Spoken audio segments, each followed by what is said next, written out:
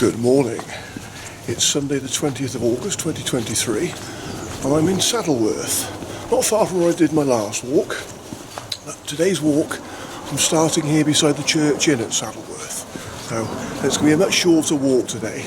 I'm quite looking forward to that after all the long walks I've done recently.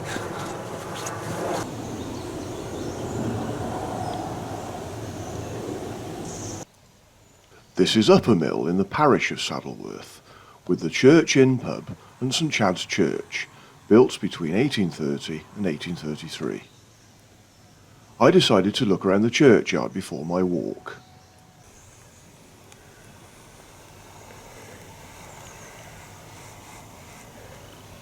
St Chad's Church is closed at the moment, but it is only just 9 o'clock in the morning, not nearly 20 to 3 like it says on the church clock. I expect it'll be open later for a Sunday service though.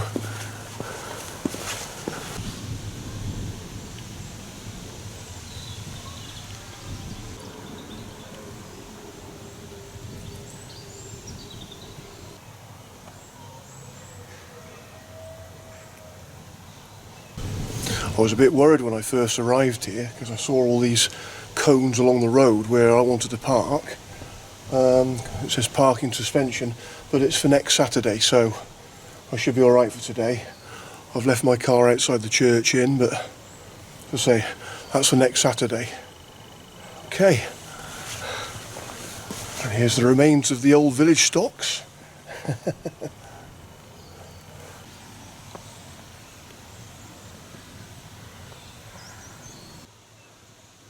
My walk began in front of the church as I followed a footpath sign leading me up a narrow lane.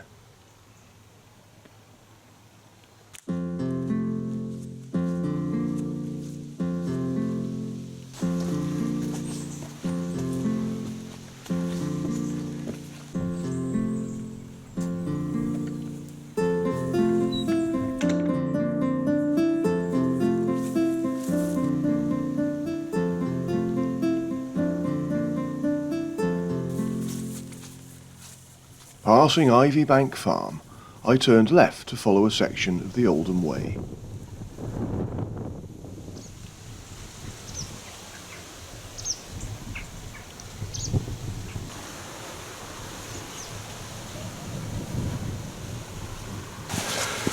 Today's walk then all falls within the Greater Manchester part of the Peak District. And we're up in the very northwest of the Peak again, like last time. We are actually very close to where I did my last walk, and later on we'll get some views over where I walked last time, so that'll be good, get a different perspective of it. Okay, so as I said just now, this is a short walk today, and I'm really looking forward to just doing an easier walk today after all the long ones I've done. I mean, all the recent walks have been like 8 to 10 miles, which is fine, but when you're filming it, it does make it that much harder, so it'll be nice to do a shorter walk today, and hopefully do a shorter day. We'll see how it goes.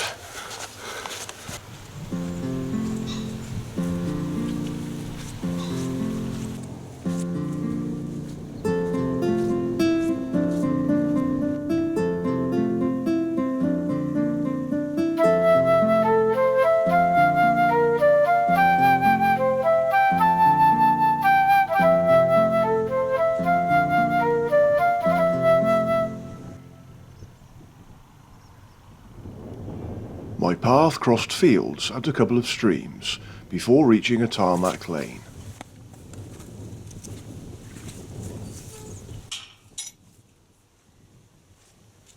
Leaving the Oldham Way, I turned right up the lane, and in a third of a mile I came to a crossroads.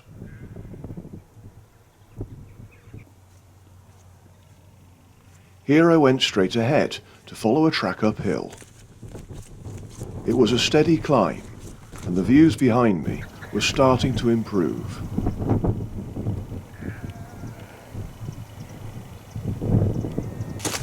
Whilst I think about it, happy birthday, Frank. Although your birthday will be long gone by the time this video gets published. Anyway, I hope you had a lovely day. So, I'm climbing up now, and Today is actually the first day in a week that I've actually been out. I caught the dreaded COVID again. That's twice I've had it now. I had it in April last year, and I just had it in this week just gone, so yeah, I've gotten past it now, thankfully. So I've been cooped up for a week. I know that COVID restrictions aren't what they used to be when we were in the first lockdown, but I still think you've got to be responsible for it, really, and if you have been tested positive, I think you do need to self-isolate, just avoid contact with people. So yeah, I spent the last week in self-isolation. I'm better now, so today is my first day outside, which is what I say. So I'm glad actually I've had COVID when I have, really, because I've got plans within the next few weeks, so just as well that COVID's over and done with. But flipping heck, like the last time, it just absolutely sapped my energy. It's like having flu again, so I wouldn't wish it upon anybody, but I know that COVID's been going around again for a lot of people, so I suppose I was bound to get it sooner or later.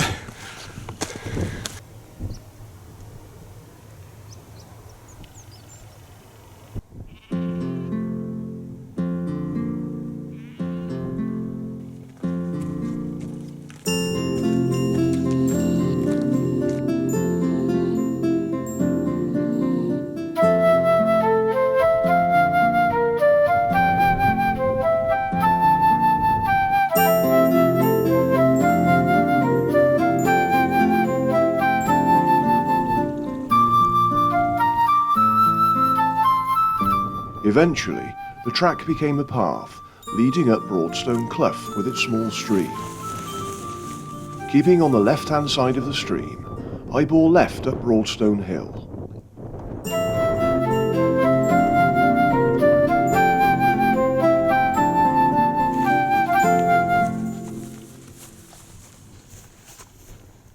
After a short distance, I came to a clear path leading to the 1,500-foot summit, marked by a trig point.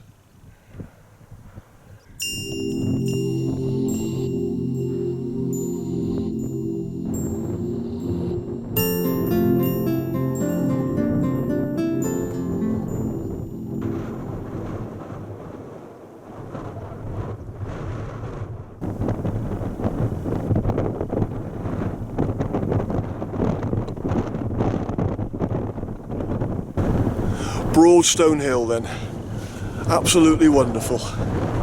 Getting some great views from here too, and I really am looking into some very unfamiliar territory from here, right into the very north of the Peak District and beyond into the South Pennines. Lovely.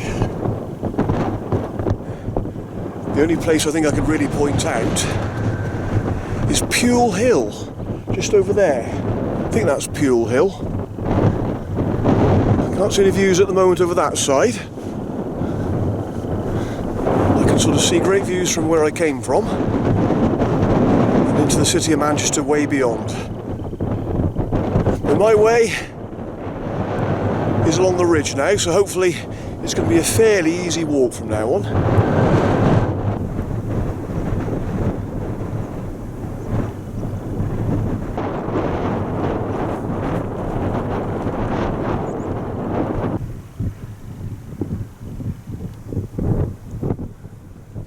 I retraced my steps to the top of Broadstone Cliff and followed the clear path ahead along the ridge. The views of this part of the Peak District were superb, and I could see towards Manchester city centre in the distance, as well as the countryside to the west around Uppermill, Dobcross and beyond.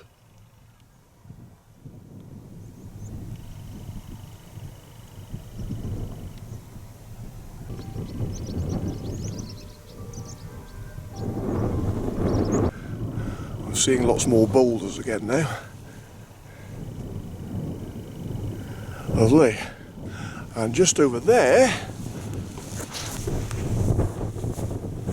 are Slade's Rocks.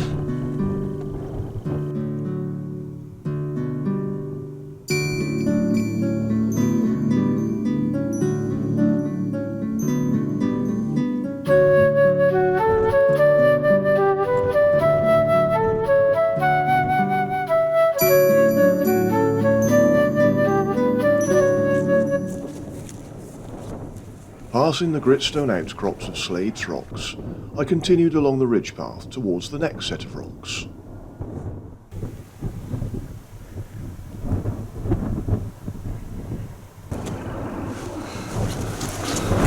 A lot of planes flying overhead today. Well, I am close to Manchester, so there obviously will be a lot of aircraft coming in and out of Manchester Airport. But one thing I have noticed so far on this walk, I've not seen a soul. Not one person. Although that's probably tempting fate saying that, isn't it? But one thing I did forget to mention earlier is that today's walk is also on another part of Saddleworth Moor.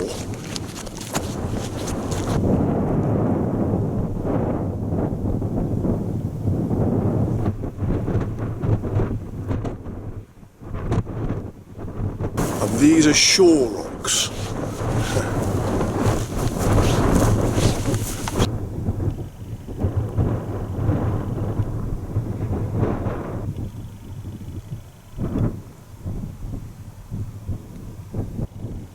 I'm getting better views over to the east now, and I can see the A635 going up over Saddleworth Moor.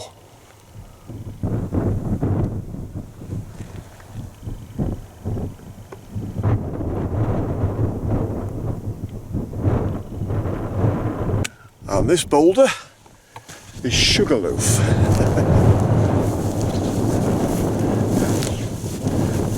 It is intriguing as to why these boulders get named so, because in most cases there are no real reasons for why they're called what they are. Sugarloaf.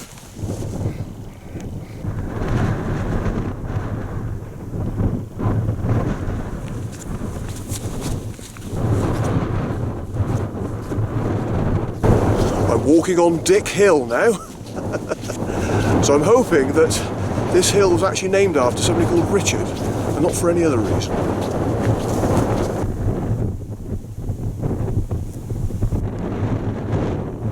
The path was now veering towards the eastern side of the ridge, where I headed south towards the hill at the southern end of the ridge.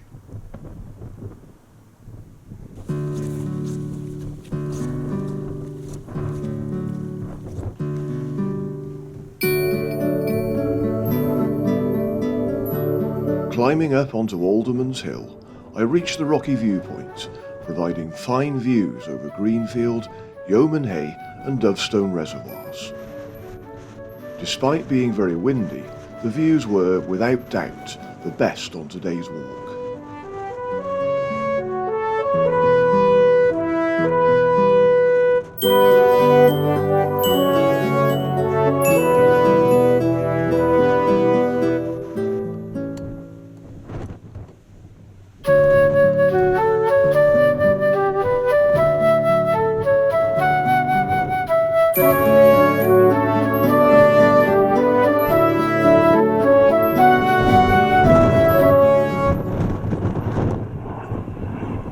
I've just had to come down from the summit of Aldermans Hill because it is flipping windy.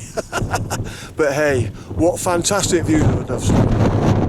Oh well, time for me to move on now. And my next stop is to head towards that obelisk over there.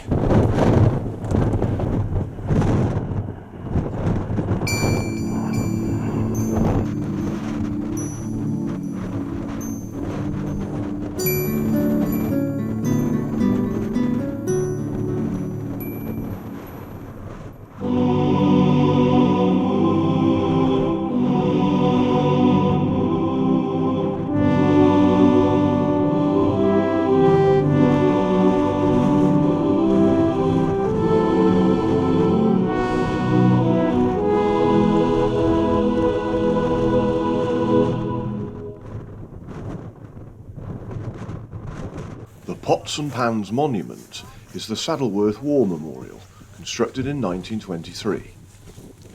Approximately 1,200 feet above sea level, it is visible from 7 of the 10 villages that comprise Saddleworth. A service is held here on Remembrance Sunday each year.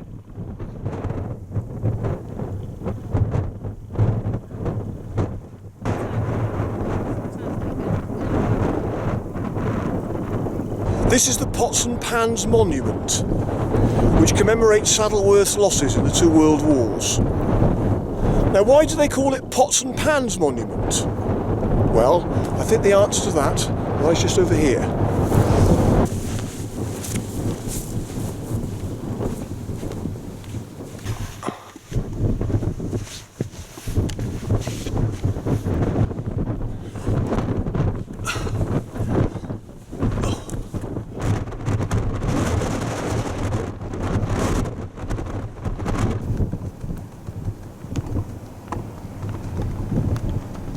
This is the Pots and Pans stone, and because of the natural circular cavities in it, it does look rather like cooking utensil, hence the name Pots and Pans. Excellent.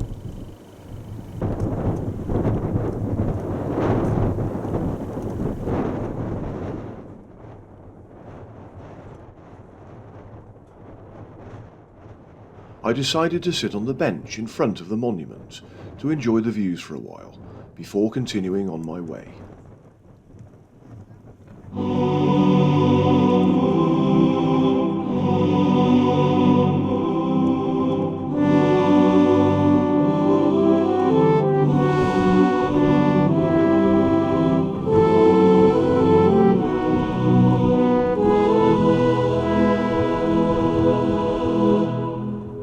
Eventually, I moved on, following a narrow path along the western flank of this small hill.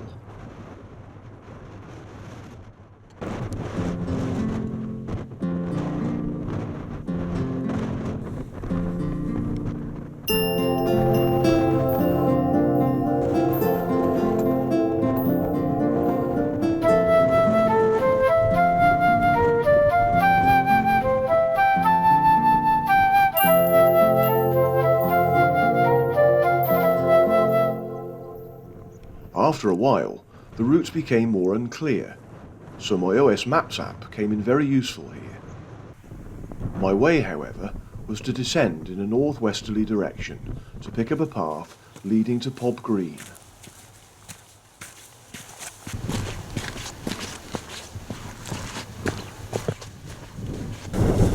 Not much further to go now.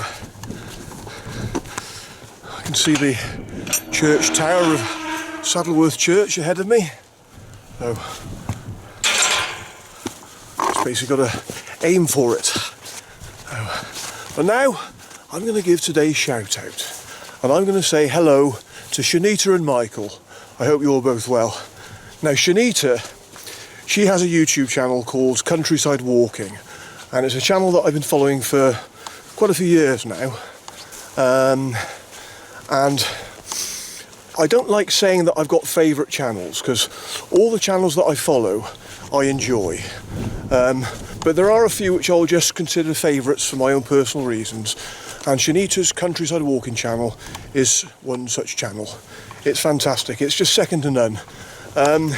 Shanita, like myself, she is a composer, and she composes all her music for her films, and a lot of the films that she makes are of walks around sort of like, well, she's done a bit of the Peak District, she's done more of the South Pennines really. Let me just stop and I'll just read what it says on the notes on her website. Countryside Walking is inspired by scenic landscapes, natural wildlife and love of filming. Walking routes cover areas in the northwest, Lancashire, West Yorkshire and beyond. Most routes are within easy reach of Rochdale, Greater Manchester, Lancashire. Whilst I do the filming and music production side, Michael supports my walks with navigations and extensive knowledge of areas. Most films provide information on history, archaeology or geological features, even myths and legends. My filming is very much fly on the wall or in the moment. Also, my love of composing and recording music I use as soundtracks for my videos.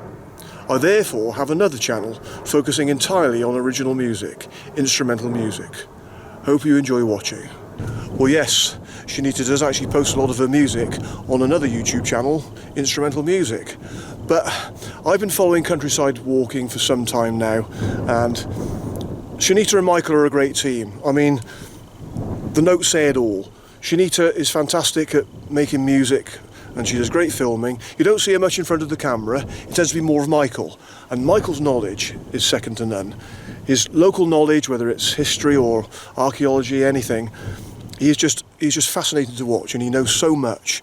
And between them, they've got a fantastic channel. So I urge you to watch Countryside Walking. And as always, I'll leave the link in the description below the video.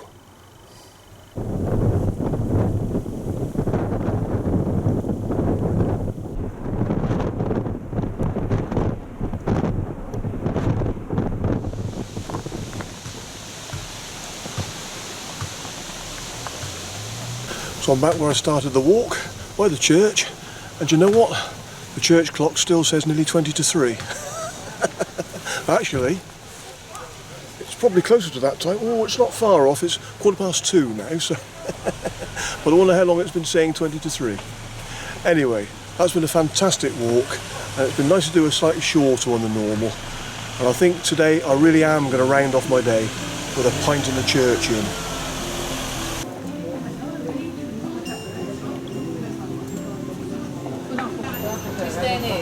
Pint of antidote blonde.